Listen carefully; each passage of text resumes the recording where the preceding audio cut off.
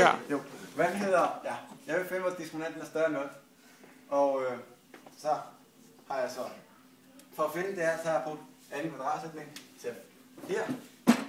Og for så løser jeg den. For at få det her a parentes x i anden minus r1x minus r2x plus r1 gange a. Så bruger jeg så anden kvadratsætning ved at sige x gange med x, det giver x i anden, og x gange, hvad den hedder, r i anden, det går her, og så gange omvendt vej, så får jeg så r, og så r1 gange r2, så er det. Så er det den lange måde at skrive på her. Og så for at gøre den kortere måde, så har jeg den her. Forklar lige, hvad det er, Simon, der står der til sidst.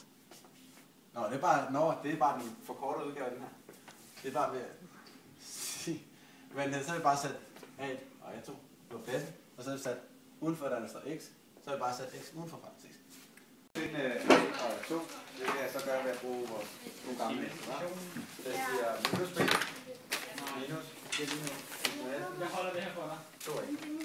Nej! Og så plus over Nej! Er det på? Hey, de hænder med det. Han prøver at...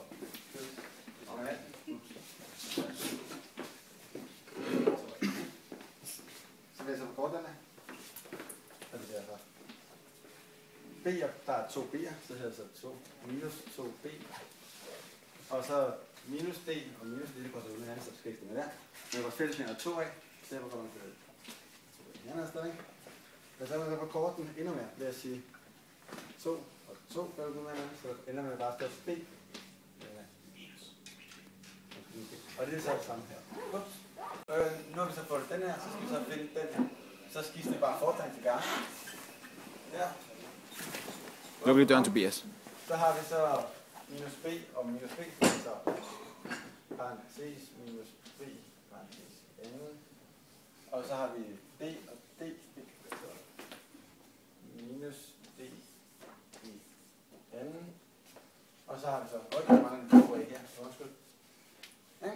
Og det bliver så 4a i anden. Og så videre, ind med der. Her også. Så har vi så b i anden. Minus b i anden. Er det ikke? Jo, minus. B i anden, og det skal stå i parentes. Ja. Sådan her. Yes.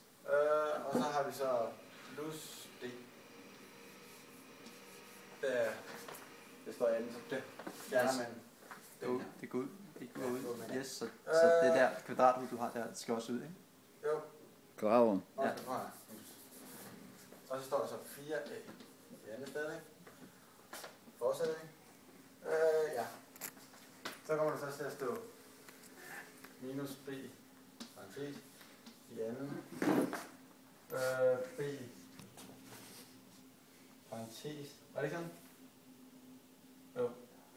Og det er også, altså det er minus også... 4ac.